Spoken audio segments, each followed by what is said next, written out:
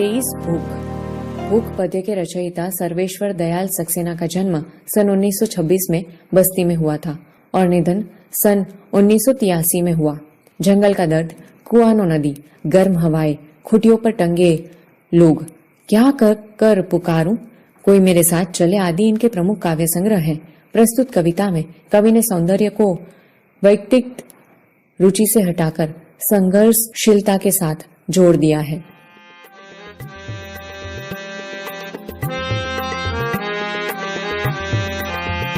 जब भी भूख से लड़ने कोई खड़ा हो जाता है, सुंदर दिखने लगता है।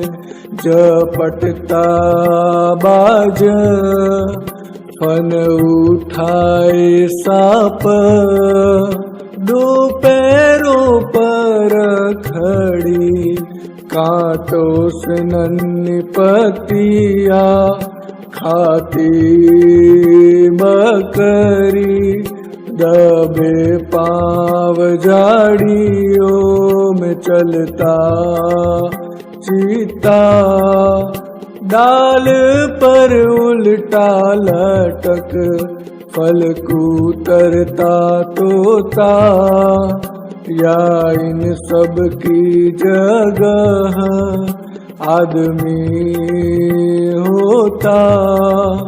जब भी भूख से लड़ने कोई खड़ा हो जाता है, सुंदर दिखने लगता है। समझूती। पहली पंक्ति। जब भी भूख से लड़ने कोई खड़ा हो जाता है, सुंदर दिखने लगता है। इस पंक्ति में कवि कहते हैं कि भूख से मुक्ति पाने का मार्ग संघर्ष है। जब कोई प्राणी भूख से मुक्ति पाने के लिए संघर्ष करता है तो वह बहुत सुंदर दिखाई देने लगता है। कहने का अर्थ यह है कि बिना संघर्ष के किसी समस्या का हल नहीं निकलता, इसलिए जो प्राणी संघर्ष करता है वह सुंदर दिखाई देता है। दूसरी पंक्ति। झपटता बाज फन उठाए सांप, दो पैरों पर खड़ी कांटों से नन्ही पत्तियां खाती बकरी।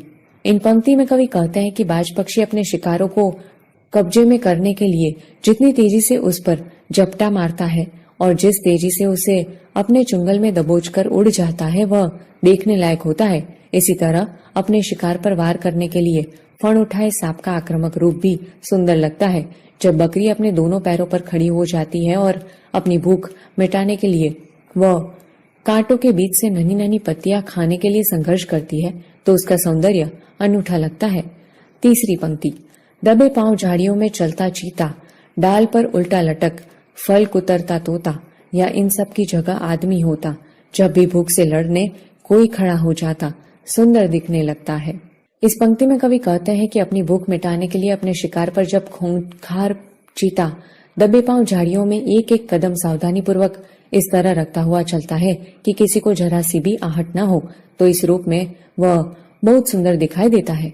तोता वैसे तो दाल को अपने पंजों से पकड़कर डाल पर बैठता है, पर जब वह अपनी भूख मिटाने के लिए किसी फल को कुतरने लगता है तो वह डाल को अपने पंजों से पकड़कर उल्टा लटकने का खतरा मोल लेता है।